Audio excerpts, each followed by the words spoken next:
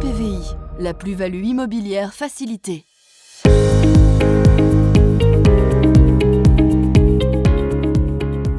Bonjour à tous et bienvenue dans ce point EasyPVI consacré au rôle du représentant fiscal et ses cas d'intervention. Qu'est-ce qu'un représentant fiscal ou RF ? Pour l'imposition des plus-values immobilières réalisées par des personnes physiques ou sociétés qui ne sont pas fiscalement domiciliées en France, l'article 244 bis A du CGI prévoit qu'un représentant accrédité par l'administration fiscale soit désigné. Ce représentant fiscal est une personne physique ou morale établie en France et accréditée à titre permanent ou ponctuel. Pour information, TVA International bénéficie d'un agrément permanent délivré par la DGFiP depuis 2012. Le RF accomplit pour le compte des non-résidents domiciliés hors de l'EEE, Espace économique européen, le calcul de la plus-value et les formalités déclaratives. Ce RF peut être désigné soit directement par le vendeur non-résident, soit par l'intermédiaire d'un notaire ou d'un avocat.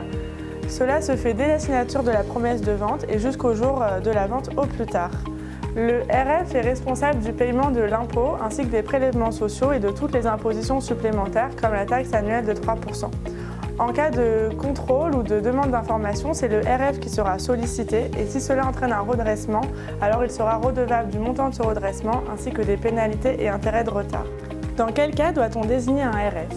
Pour les cédants personnes physiques ne résidant pas fiscalement dans l'EE, détenant le bien directement ou par l'intermédiaire d'une société de personnes ayant son siège dans l'EE, il convient de désigner un RF pour toutes les cessions supérieures à 150 000 €, et ce même si le résultat aboutit à une moins-value. Par exemple, pour un résident britannique ou monégasque, il conviendra de désigner un RF, mais également pour une SCI française détenue par un résident américain. Il existe une exception pour les résidents du Liechtenstein, bien que membres de l'EE, ils doivent tout de même désigner un RF. Ce seuil de 150 000 € dans le cas d'une indivision s'apprécie selon la quote-part de chaque indivisaire concerné, sauf pour les couples mariés qui ne constituent qu'un seul cédant. Lorsque le bien est détenu par une société, ce seuil de 150 000 € s'apprécie selon la quote-part du prix de cession correspondant aux droits des associés ayant besoin d'un RF. Dans le cas d'une cession de parts de société à prépondérance immobilière, ce seuil de 150 000 € s'apprécie selon la quote-part de la valeur vénale totale des actifs immobiliers détenus en France par la société, correspondant aux droits des associés ayant besoin d'un RF. Par exemple, si une société possède un bien évalué à 1 million €, l'associé détenant 20% de cette société, soit 200 000 €, devra désigner un RF pour la cession de ses parts, peu importe la valeur unitaire des parts cédées.